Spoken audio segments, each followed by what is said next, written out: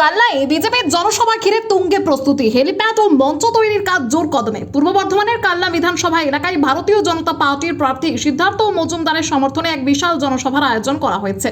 এই জনসভাকে কেন্দ্র করে ইতিমধ্যেই জোর কদমে শুরু হয়েছে প্রস্তুতির কাজ।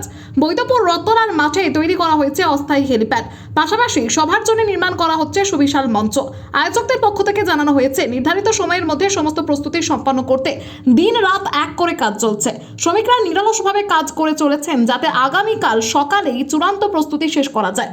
জানা গিয়েছে আগামীকাল সকাল থেকে একে একে সভাস্থলে পৌঁছতে শুরু করবেন বিজেপির প্রার্থী সিদ্ধার্থ মজুমদার সহ দলের অন্যান্য নেতৃত্বরা। এই জনসভায় প্রধান বক্তা হিসেবে উপস্থিত থাকবেন অসমের মুখ্যমন্ত্রী হিমন্ত বিশ্ব শর্মা। এছাড়াও বিজেপির রাজ্য নেতৃত্বের একাধিক গুরুত্বপূর্ণ ব্যক্তিত্বদের উপস্থিত থাকার সম্ভাবনা রয়েছে। সব মিলিয়ে এই জনসভাকে কেন্দ্র করে ইতিমধ্যেই রাজনৈতিক মহলে তৈরি হয়েছে ব্যাপক চাঞ্চল্য এবং এলাকার মানুষের মধ্যে উৎসাহ ছিল চোখে পড়ার মতো। রীতা ভট্টাচার্যের রিপোর্ট, সুন্দর বাংলা নিউজ।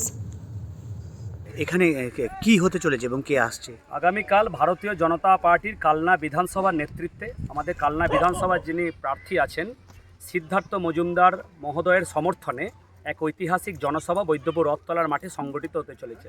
আগামীকাল 22 এপ্রিল বৈদ্যপুর রথতলার মাঠ, সময় সকাল 10 ঘটিকা। উপস্থিত থাকছেন হিন্দু হৃদয় সম্রাট এবং সকলের নয়নের মণি বিজেপি ফায়ার ব্র্যান্ড নেতা আসামের মুখ্যমন্ত্রী ডক্টর হিমন্ত বিশ্ব শর্মা। আপনার নাম? আমার নাম পার্থপ্রতিম তা, আমি কালনা 1 নম্বর মণ্ডলে ভারতীয় জনতা পার্টি মণ্ডল সভাপতি। এখানে যে কালকে নির্বাচনী জনসভা, মানে কার সমর্থনের জনসভা এবং কে আসছে?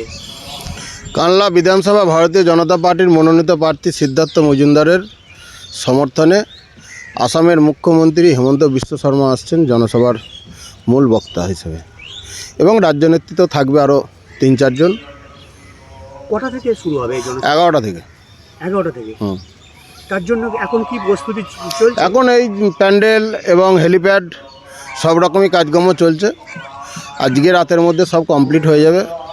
সকাল থেকেই রাত থেকেই সাজো রব।